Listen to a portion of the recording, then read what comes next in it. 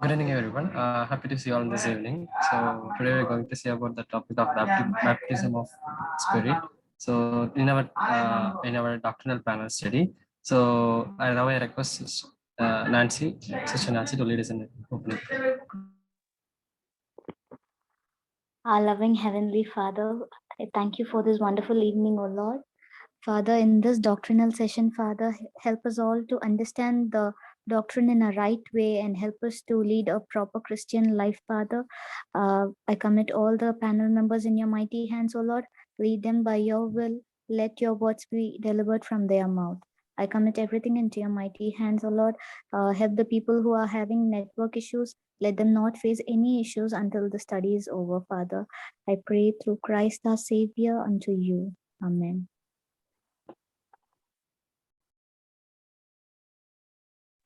Thank you, Nancy.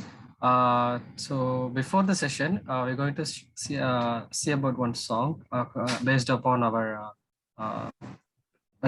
topic. So we are prayerfully will be see the song.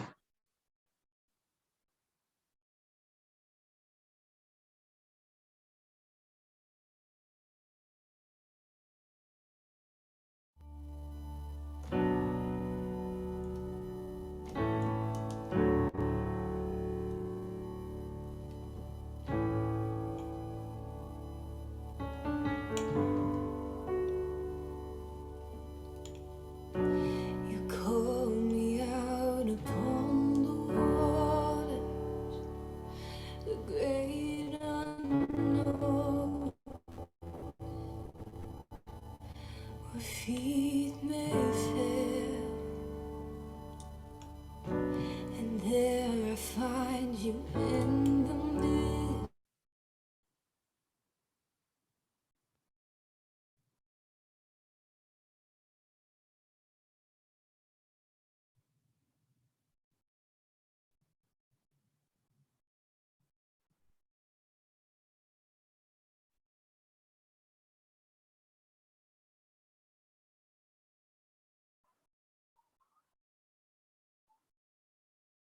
Rest in your embrace, for I am your Lord. Oh, lead me, oh Lord. I'll follow. I'll follow. Oh, lead me on, Lord. Lead me on, Lord. I'll follow.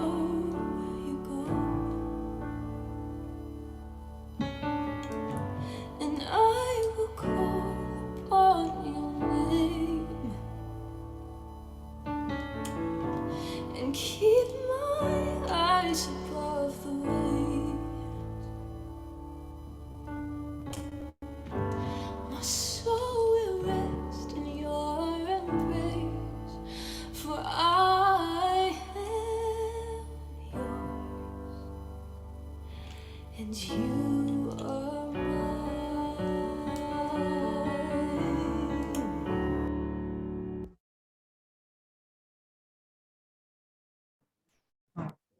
Thank you for us, everyone.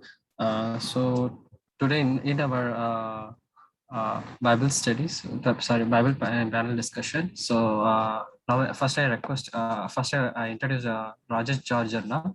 He is an EU student in the year of 1990, and then he was a staff worker of Kerala at year of 1998, and then from 2017 to 20.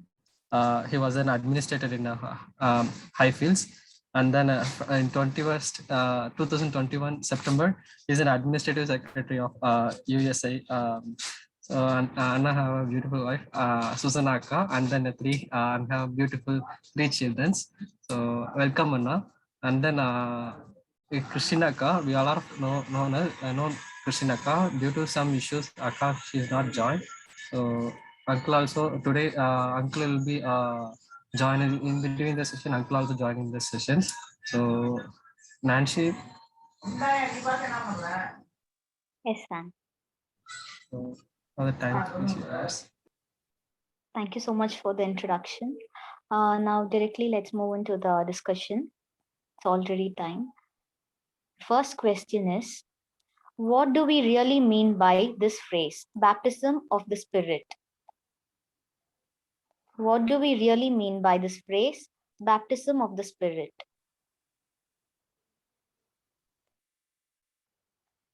Uncle, you can start.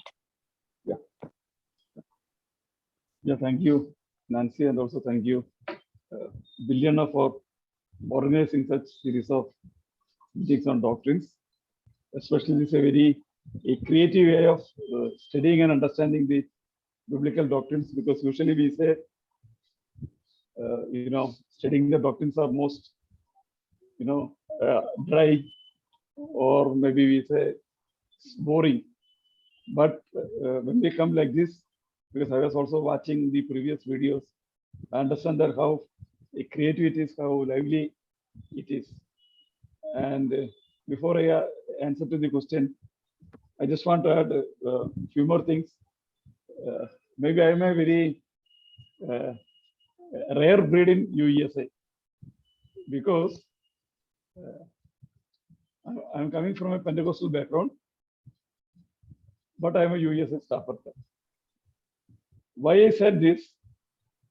The very month I joined with USA 24 years back, one of my church members asked me the question, Rajesh, how did you backslide?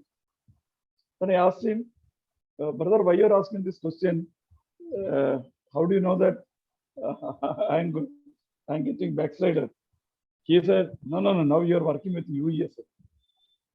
So for him, being a member of a Pentecostal church, joining with USA itself is a backsliding. Okay, that is one side of the story. Then I'll come to the question. See, the first question is, what do you really mean by baptism of the Holy Spirit? See, the word baptism of the Holy Spirit, not mentioned in so many passages in the scripture. The word itself is very rare. Maybe if you have to look into it, if you go back to the John the Baptist says like this. Maybe if you move to the Gospel of Mark, Gospel of Matthew, and all, John the Baptist was telling like this: I baptize you with water, but he will baptize you with Holy Spirit and fire. Mark 1:6, Matthew 2:11, these places you will see, I will baptize you, I'm going to baptize you with water, but he will baptize you with Holy Spirit and fire. But he did not say what he meant by baptizing with Holy Spirit and fire. And the second prominent verse we can see in Acts chapter 1 verse 5, that the Lord himself, he says like this. I'll just read it for you. Acts 1:5, the Lord Jesus, after the resurrection and before the ascension, he said like this: do not leave Jerusalem. That is in Acts 1, chapter 4, second part onwards. Do not leave Jerusalem, but wait for the gift of my Father promised, which you have heard me speak about. For John baptized with water, but in a few days you will be baptized with Holy Spirit.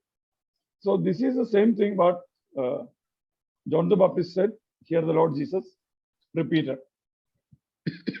For me, these are the two prominent incidents we can see. The John the Baptist said, and the Lord, our Lord, repeated.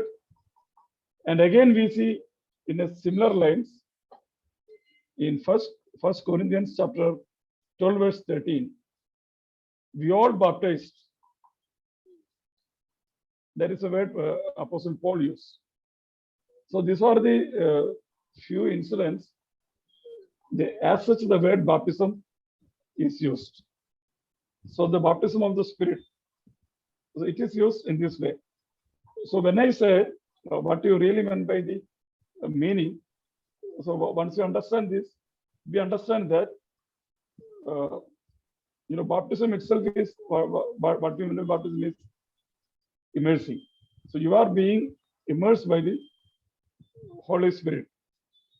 So you are coming under the control of the Holy Spirit, and Holy Spirit is taking your control. So in that way, we see baptism of the Holy Spirit has a relevance. When we understand the Holy Spirit itself, baptism has a relevance. And I would say the meaning of the baptism is you are being under the control of the Holy Spirit, or you are under the ownership of the Holy Spirit. When we discuss the rest of things, we will be able to explain much more. Thank you. Thank you, Uncle. The next question. Please describe the historical events in Acts on baptism of the Spirit. Nancy, you want me to answer? Yes, Uncle. She didn't join. Then Oh, okay. So, okay. See, in the Acts of the Apostles, first you will read the Acts chapter 1, verse 8 for our understanding. So Acts 1:8 says, but you will receive the power when the Holy Spirit comes on you, and you will be my witnesses in Jerusalem and in all Judea and Samaria and to the ends of the earth. So here it says, because in verse 5, Jesus speaks about the promise. And here, Jesus says that you will receive the Holy Spirit. You will receive the power when the Holy Spirit comes on you, and you will be my witnesses. What are the places? In Jerusalem, in all Judea, in Samaria, and to the ends of the earth. So this, Jesus speaks about what he has spoken, verse 5, that in a few days, you will be baptized with the Holy Spirit. So when did this fulfill? That is a question. So that we'll see the historical narrative. So when did this fulfill? If we go through chapter 2, 2 it says, Acts chapter 2 verse 2 says, suddenly a sound like blowing of violent wind came from heaven and filled the whole house where they were sitting. They saw what seems to be tongues of fire that separated and came to rest on each of them. All of them were filled with the Holy Spirit and began to speak in other tongues as the Spirit enabled them. So this is the first instance we see the Holy Spirit, or if you use the word baptism of the Holy Spirit, it happened over here. So this has happened in Jerusalem. Jesus also said here, you will be my witness in Jerusalem. So this is the first outpouring of the Holy Spirit. In that sense, we can see in the scripture. And when we go forward, next instance we see in chapter 8. So chapter 8, so initially I told you this happened in Jerusalem first on the disciples, or when we can say it as a Jewish Pentecost. And in chapter 8, we can see in chapter 8, verse 14, when the apostles in Jerusalem heard that Samaria had accepted the word of God, they sent Peter and John to Samaria. When they arrived, they prayed for new believers there that they might receive Holy Spirit, because the Holy Spirit had not come on any one of them. They had simply been baptized into the name of the Lord Jesus Christ. Then Peter and John placed their hands on them and they received the Holy Spirit. This is the second instance. We can say this as the Samaritan Pentecost. The second instance that the outpouring of the Holy Spirit with some signs. Because next verse, if you read, we can see that something was there to see. That's why the Simon the sorcerer, he said, I'll give you some money will you please give me that gift? And thirdly, we see in the house of Cornelius, chapter 10, verse 44, says like this: while Peter was still speaking these words, Holy Spirit came on all who heard the message. The circumcised believers who had come with Peter were astonished that gift of Holy Spirit has been poured out even on Gentiles. We can say this as the Gentile Pentecost. So earlier it was on Jewish Pentecost. Then it was people in Samaria, Samaritan Pentecost. Here we see, that circle is being widening from Jerusalem, Judea, Samaria. Again, it is widening to next level, that is Gentiles coming to the uttermost part of the earth. So this is in chapter 10:44. Moving ahead, chapter 19, we see in a similar lines. It happened in chapter 19, verse 5. On hearing this, they were baptized into the name of the Lord Jesus. When Paul placed his hands on them, Holy Spirit came on them, and they spoke in tongues and prophesied. So here also we see I told you, from Jewish Pentecost to Samaritan Pentecost, from Samaritan Pentecost to the Gentile Pentecost. From here, again, the circle is widening to the people in Ephesus. Paul prayed earlier, Peter and John, other people are praying. Now here Paul prayed and people received the Holy Spirit. I would say this is the historical sketch. We can see it in the scripture. Thank you, Uncle. Billy, Uncle, would you like to share a few thoughts? Yes. As Rajesh said very clearly, 4 clear-cut incidents happened in Acts. So he's very clear in that. You go ahead. So these are all historical events happened in the early church. Okay. Go ahead with that next question. How can a believer have the baptism of the Spirit? How can a believer have the baptism of the Spirit?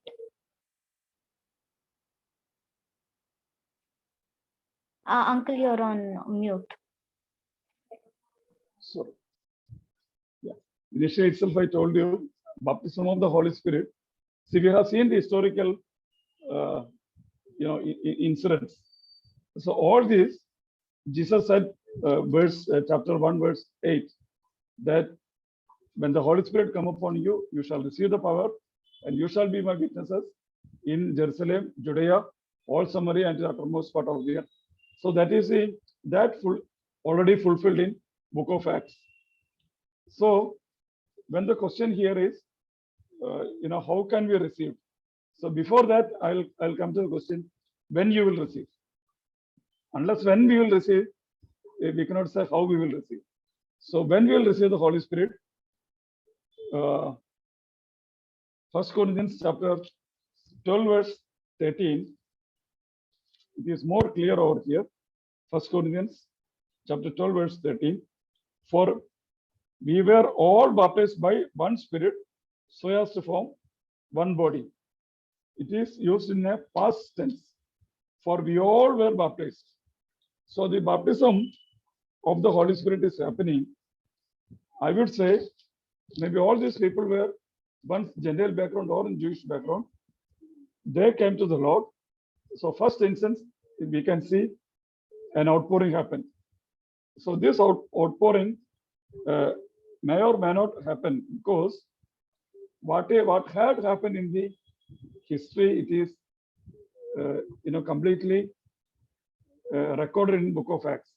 That doesn't mean all these things has to be happen, because usually for the doctrines we rely on the teachings, because all these in the described in Book of Acts are the descriptions, and what is to be the prescription or what is prescribed we have to see in the epistles. Epistles, when we go through the epistles, we understand that people are already received the Holy Spirit, by the time of their conversion. That's why Paul used the word here in the past tense, because you all are received. So when you accept the Lord, you receive the Holy Spirit, but maybe the gifts and other things may accompany later. But I would say you receive the Holy Spirit when you accept the Lord, and that is a point of time you are being baptized by the Holy Spirit.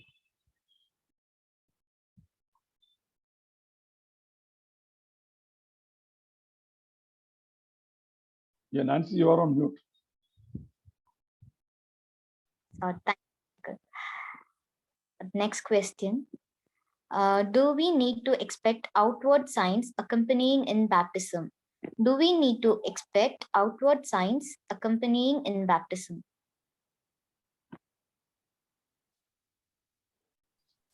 It's a very tricky question. Maybe we can say like this, so one pastor asked one husband, have you stopped beating your wife? So what would be his answer? So whatever the ways he answer it, he would be in trouble. Yes or no, he would be in trouble. So in the same way, the question is, do we, will you please repeat again? Do we need to expect outward signs accompanying in baptism? Okay. So do we need to expect the outward signs? So I don't know how to say in one word. As I told you earlier itself, I have a, both, the Pentecostal background. Also, to one step ahead, my wife is from a Brethren background. So far we didn't have any issues at home. We still happily, living even after 19 years of our family life. And secondly, should we expect an outward sign? So the issue here is, I'll give a little bit background as well. See, in the Acts of the Apostles, we have seen those who received the Holy Spirit, they started speaking in tongues. Okay. Then in the second century, also we have, I don't know how many of you have read on this. There was a person called Montanus. So he had a movement called Montanism. So the Montanus, because after the first century, the prominence of the Holy Spirit was not much there in the scripture. But the Montanus started speaking that I am getting revelation from the Holy Spirit. And sometimes he spoke that I am the promised Holy Spirit also. He started speaking maybe in a lighter mode. So Montanus was speaking about Holy Spirit a lot. That's why somebody used to say Montanus is the forefather of the modern day Pentecostalism. But again,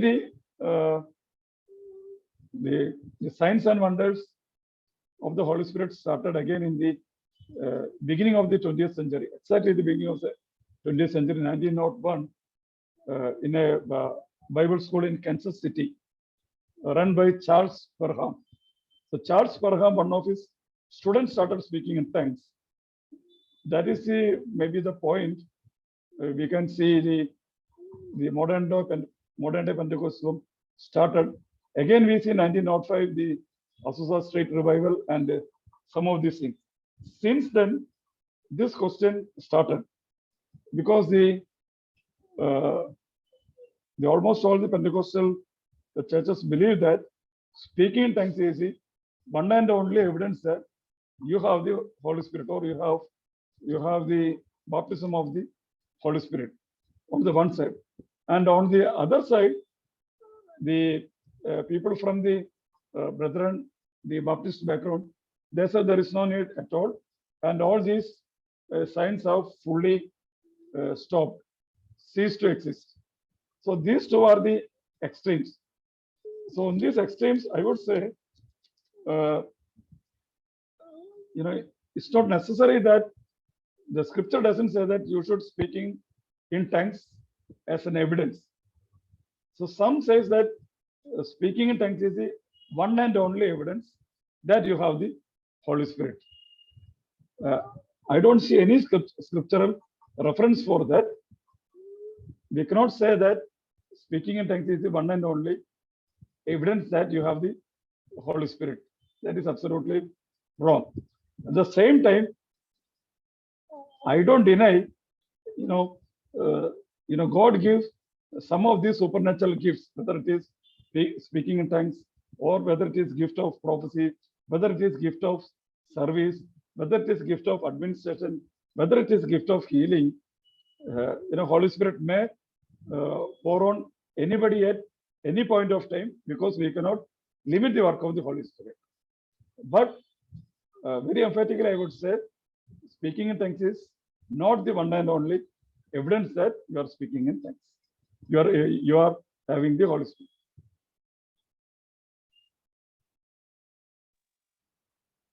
Thank you, Uncle. Billy Uncle, would you like to share anything? Sorry, Nancy. I got a death news, so I went away. What was the question? Yeah, Do we need outward signs accompanying in baptism? So, Rajesh has shared very clearly. There are two strong opinions like that. So we need to have a clear-cut point in that. And definitely, tongues is not the only sign. It may be there, it may not be there. So as we read, as we accepted Jesus Christ, as the Holy Spirit has come into our heart. So people have some sort of an experience, and we cannot expect everybody should have that experience. Yes, Nancy. Thank you, Uncle. Next question. What are the different opinions prevailing in the Christendom? What are the different opinions prevailing in the Christendom? Yeah, I have already answered in the last question. See, we have a very two extreme opinions, two very extreme understanding about the baptism of the Holy Spirit, or the what you call the gifts of the Holy Spirit. Because the one group emphatically said that when the last word in the Bible is written and stopped, all the supernatural gifts of the Holy Spirit is stopped, ceased. But on the other side, other group says that God continued to, how do we say? God continued to work. That's okay, but sometimes to an extreme, people say that this is only way of God's working. So these are also extreme understanding. Maybe if you go a little bit deeper, as I told you, in the 1901 from the Bethel Bible School in Kansas City of Charles Spurgeon, and then the Azusa Street Revival, and then the we see the Assemblies of God Church and the Church of God. These two churches started in US, and meantime, maybe within a few years, maybe it started in India and the rest of the world. So that was a separate denomination. As a separate denomination, the Pentecostalism started. But that doesn't stop there. We see in the Protestant churches and in the Catholic churches, the charismatic movements started. So those who believe in the gifts of the Holy Spirit, they don't go out of the traditional churches. They continue to have such experiences, but they continue to be the part of the charismatic churches. They call it as, so continue to be part of the mainline churches. They call it as the Protestant charismatics or the neo-charismatics, something like that. Again, kind of a third edition, we see the new charismatic movements, or we call it as the neo-charismatic movements. They have a very different understanding that not only the tongues and other things, they believe only in the blessings. So they believe in the laughing in the spirit, or maybe slaying the spirit. Some of those new terminologies they have come up with, which I would say most of things does not have much relationship with scripture at all. So that is, on the other side, it is going to one extreme. And we need to have people who are able to study and teach in a balanced way regarding the Holy Spirit. Otherwise, people would be taking more advantages, and sometimes, in the name of the Holy Spirit, people may do anything and everything. Maybe that we see in the, if you open the our TV, we can see many of those, I would say the word gimmicks in the name of Holy Spirit, that we need to be careful. Thank you so much, Uncle. Next question. Why believers are confused on this doctrine? Why believers are confused on this doctrine? Yeah, this is the same issue. See, I've been to all these churches. I've been to very extreme Pentecostal churches. I've been to very extreme, Brethren churches. So I've been to these two extremes, and I have seen. So definitely, the common person may get confused. Even if you open the TV and you see all these things, definitely a common person may get confused because, I'm praying now, you also pray. And by the time I finish my prayer, something is going to happen with you. Maybe may or may not be. I don't deny the work of the Holy Spirit at all. But some of these, the words you use, when the people use, all these leaders use, they are not very careful because they are using the name of the Holy Spirit in a very lighter way that really damages the Christianity. Now you have to go through some of the YouTube and some of the videos and the comments people are putting, and the way the picture they are getting about Christianity is very bad. They say this is Christianity. People think that this is Christianity. Now we have more bishops and apostles from any part of the country, all the self-proclaimed bishops and apostles, and they do whatever things they want to do in the name of the Holy Spirit. So that made a confusion within the the Christendom. Thank you, Uncle. I would like to share a thought on this because people who take this in a contradictory way, what I would say that because of their lack of understanding, because we are human beings and we tend to take things which are convenient for us to practice. We take things in our life to practice which we are convenient with. So what I feel is what they understand the word of God just by their literal meanings and by the historical events, they take it to their own life and they try to image it in their own life. That is the main reason I feel. Moving to the next question. How can we develop a personal conviction on this doctrine? How can we develop a personal conviction on this doctrine?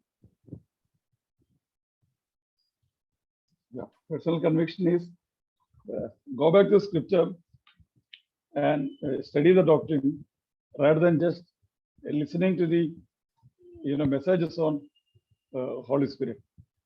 Because fancifying something, very good, people would be excited, but that would be too far from the biblical doctrine.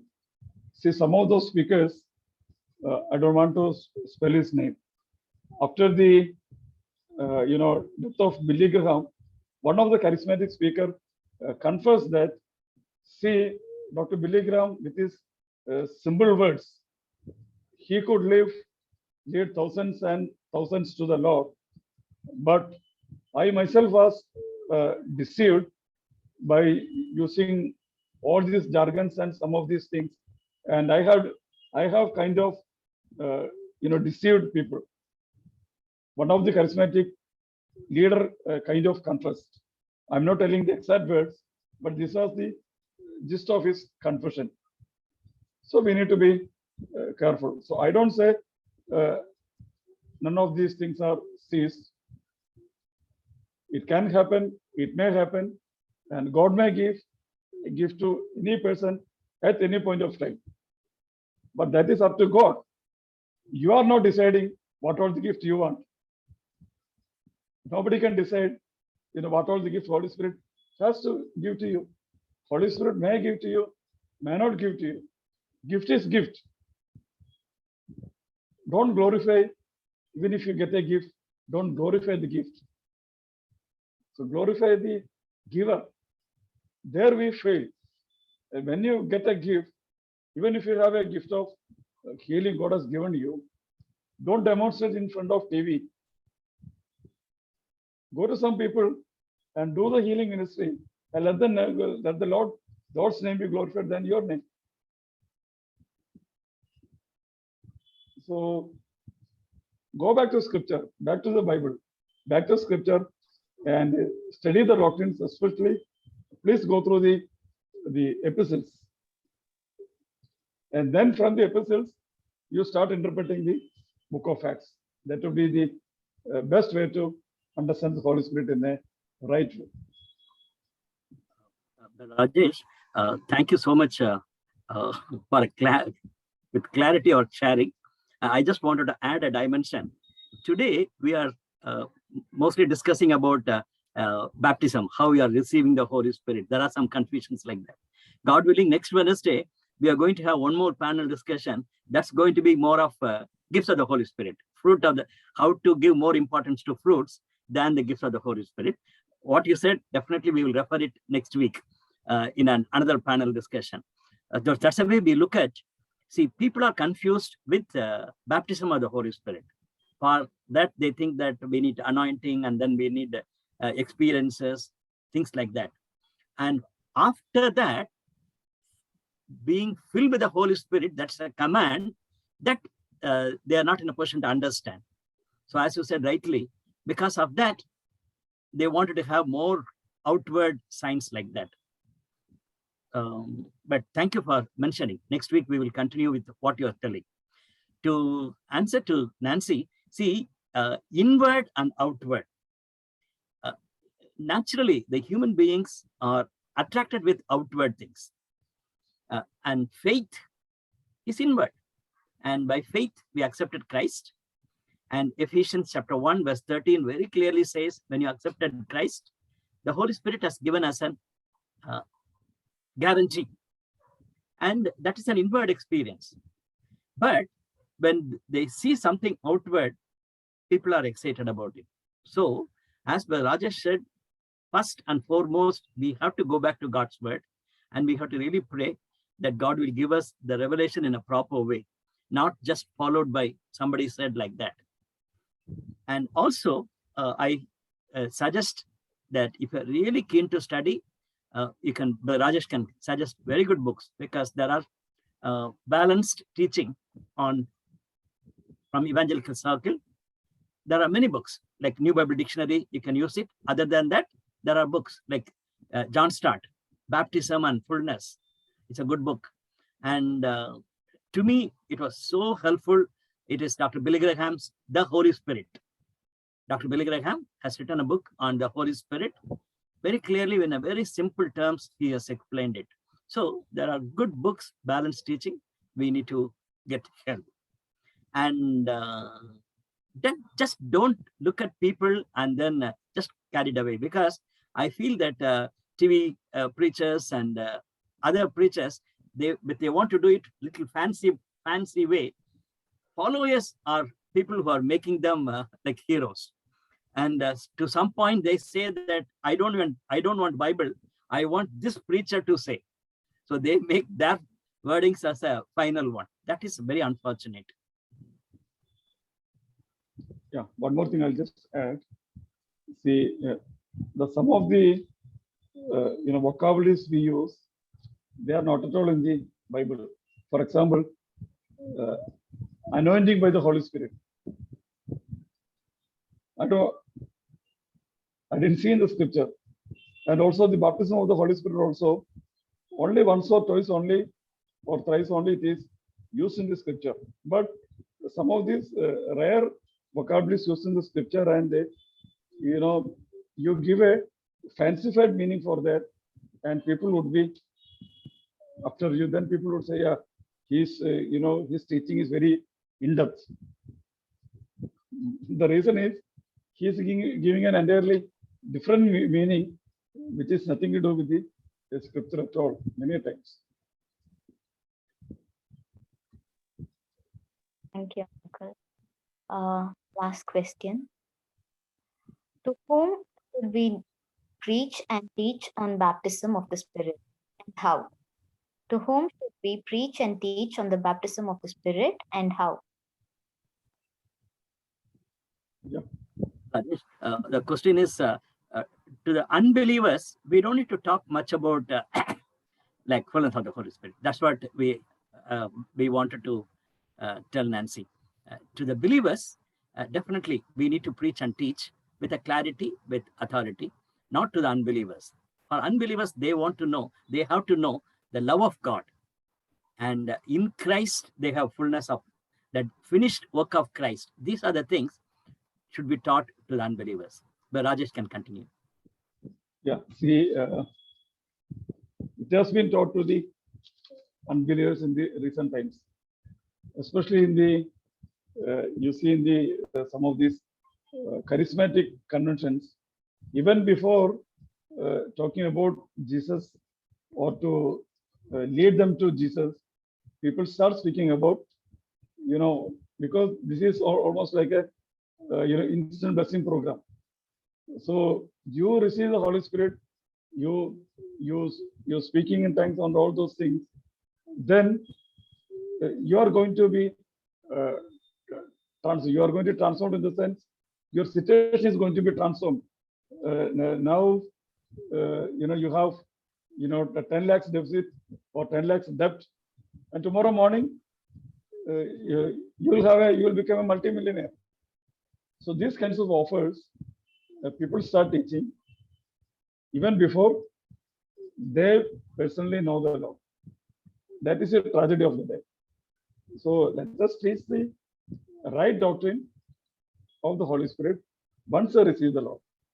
Before that, we have to speak them the repentance.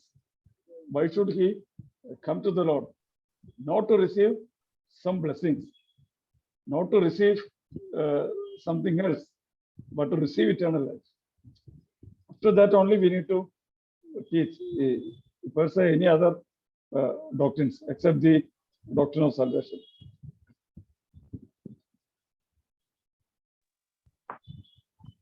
Uncle. Unfortunately, Christina Akka was not able to join us because of some network issues. Now I hand over the session to Bibi Uncle. Thank you, Nancy, and thank you, Rajesh. That's really wonderful. I just wanted to consolidate what all Rajesh said. So, as he said rightly, don't confuse with words like baptism, fullness, and anointing. And people use jargons like that, and with that they wanted to confuse us. We should not be confused. We wanted to tell you, but Rajesh also already highlighted, this verse is very important. 1 Corinthians chapter 12, verse 13, that you have to clearly remember, because when you're talking about baptism, in the epistles, it is very clear. But Rajesh started rightly from John the Baptist, because John the Baptist said very rightly, when I'm going to give baptism in water, you are going to become a follower of me. Then Jesus is going to come. I cannot go near to him, and he is going to anoint you with the Holy Spirit. And Joel has prophesied, and even Isaiah 44 and Joel 2. These are some of the clear-cut prophecies that the Spirit of God will be given to the church. That's what happened in Acts 2nd chapter. So in Acts 2nd chapter is a fulfillment of the Old Testament prophecies, especially Joel 2. That's what Peter was telling. So the Holy Spirit baptism was given very clearly in Acts 2nd chapter. After that, there were experiences, but Rajesh said very clearly, don't look at that experiences. Look at what Paul, Peter, John were writing to the church. None of them have said, you wait upon the Lord and you get the anointing or get the baptism. No, it was already given. When you accepted Jesus Christ as your personal savior, naturally it was given. So next to 1 Corinthians chapter 12, verse 13, another important words we need to note is Ephesians chapter 1, verse 13. And you also were included in Christ when you heard the message of truth, the gospel of your salvation. When you believed, you were marked in him with a seal, the promised Holy Spirit, who is a deposit guaranteeing our inheritance until the redemption of those who are God's possession to the praise of his glory. Very clearly, when you accepted Jesus Christ as your personal savior and taken the gospel very seriously, the Holy Spirit is given to you. It's given to you. So we are baptized when we accepted Jesus Christ. Next week, we'll continue with the other experiences, how we are going to grow. Before that, I want to conclude with two other important thoughts. Holy Spirit is not a spirit which we use it in chemical lab. He is a person. He is a person in Trinity. God the Father, God the Son, God the Holy Spirit, they are co-equal. It's not that Old Testament is for God the Father and Gospel is for God the Son and Acts of the Apostle is for God the Holy Spirit. That's not a way to interpret, not at all. Right? If so, we need to worship him. The Holy Spirit is God himself. So how he comes into our heart, as Jesus promised, after I leave, my Father will give you the Holy Spirit. He will lead you all the truth. Then he will glorify me. That's what Rajesh said. People, they don't want to talk about Jesus. They don't want to see that you accept Jesus Christ. They say that you be filled with Holy Spirit. That's the way they say. That's not the right way at all. Because Jesus himself said, when I leave, the Holy Spirit will be given to you and he will glorify me. So we need to glorify Jesus because of the Holy Spirit who is in us. One more thought I just wanted to leave with you. Maybe it is an out of context. I'm reading a verse that is Romans chapter 5, verse 5. But in our context, I wanted to refer that verse. Romans chapter 5, verse 5. It says like this. Of course, the context is being justified, being a believer in Christ. Romans 5:5, and hope does not put us to shame, because God's love has been poured into our hearts through the Holy Spirit, who has been given to us. Very clear, very clear. Romans chapter 5, verse 5. And hope does not put us to shame, because God's love has been poured into our hearts through the Holy Spirit, who has given unto us. So as we are discussing about the baptism of the Holy Spirit was given unto us as Old Testament was expecting, as Jesus has promised. It has happened. Now the Holy Spirit has poured into us the love of God. So that is a burden I have, definitely along with Rajesh. How come the church can be divided without God's love? It is dishonoring God's name. It is a real stumbling block for other non-Christians to come to know the love of God, because we are divided, utter confusions. And devil is very happy that he put us in two extremes. But the word of God says the Holy Spirit was poured on us, God's love. So my dear brothers and sisters, as you are part of this wonderful Bible study, please, at any point of time, don't divide yourself in the Holy Spirit. Rather, you be united together, and the love of God should be filling us towards the holy life. That is the understanding we need to have about the baptism of the Holy Spirit. We will continue. Next week, we are going to have the following, we are going to follow the same thought, but as Brother Rajesh said rightly, the gifts of the Holy Spirit, there should not be any confusion. That also is a matter of concern. God willing, next Wednesday, we'll discuss about it. Okay, Nancy? Yes, Uncle. Thank you so much, Uncle. Thank you so much, everyone, for joining. Hoping to see you all in the coming week. Now, I request Joshua Anna to lead us in the closing prayer. Let us pray. Dear loving Heavenly Father, we thank you for this evening. We thank you for this wonderful session, Lord. We especially thank you for Rajesh brother and Billion and for the wonderful way they minister to each one of us, Lord, through the power of the Holy Spirit, Lord. We especially pray, just like your word says in the beginning, the Spirit of the Lord was hovering over the waters, Lord, and your Spirit leads us into all truth, Lord. I pray that you would comfort and strengthen each one of us, Lord. And when we don't understand certain things, Lord, that you would help us, Father, Lord. Especially again, thank you for the wonderful brothers who are ministering to each one of us, Lord. I pray for that you would bless each one of us, Lord. We also especially pray for the tech team who work for hours behind the scenes to make all these videos possible, Lord. Bless them in a special way, Lord. I especially thank you for everyone who has attended this evening, Lord. Bless them, Lord, and answer all the cries of their heart, Lord, and please help them, Lord. We thank you because you're the God who is always with us, Lord. Through the power of the Holy Spirit, please lead us every day, Lord. We thank you for hearing all these prayers. In Jesus' name I ask this prayer. Amen. Thank you so much, Anna. Thank you, everyone.